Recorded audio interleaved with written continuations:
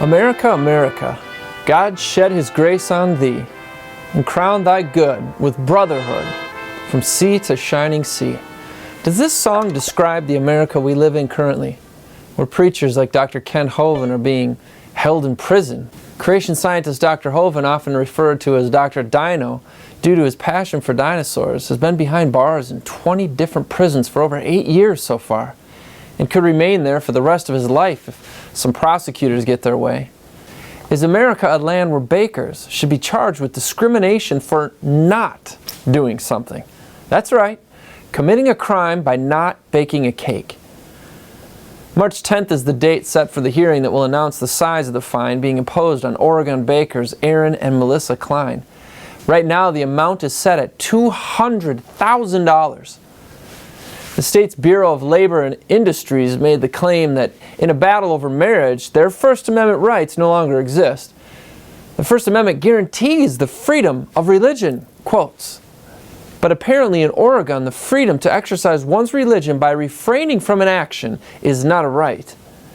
In Roman antiquity, if your religion was not copacetic with pinching some incense to Caesar, in other words, your religious beliefs did not allow performing a religious act, you could lose all of your property, liberty, and possibly your life.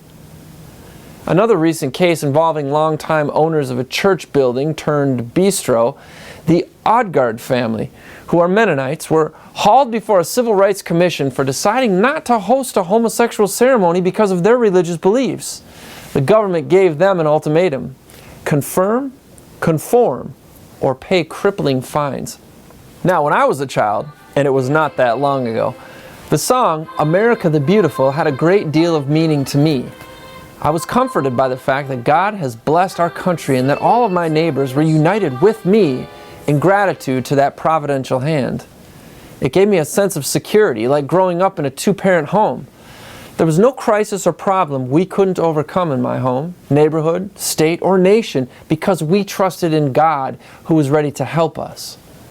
Well, I've gotten older and have seen my neighborhood, state, and nation take a dangerous turn, a treacherous turn, away from the God who gave all Americans their rights. It has turned so far that many of these institutions I had looked to have now declared war against God. Warring against God is not new, but it is dangerous and deadly. As Psalm 2:4 states, "He who is sitting in the heavens doth laugh, and the Lord doth mock at them." Who can change the source of law? Can a judge? Can a city council? A president? Congress? Let me pose some broader questions. Can we as a nation make a law to eliminate sunlight after 7 p.m. in the summertime? Can we make a law that causes rocks to float in water? Of course, you and I know these answers by studying the laws of nature mentioned in the Declaration of Independence. A legislative body that attempts to usurp nature's law will only inherit mockery. Let's not leave out the laws of nature's God, also acknowledged by American jurisprudence and referred to in the Declaration of Independence. William Blackstone, our founder's law professor, stated, "Upon these two foundations, the law of nature and the law of revelation," which is the Bible, "depend all human laws. That is to say, no human laws should be suffered to contradict these." Do individuals have a right to define marriage? Does nature or revelation, the Bible, teach that a family consists of two fathers and no mother, or vice versa?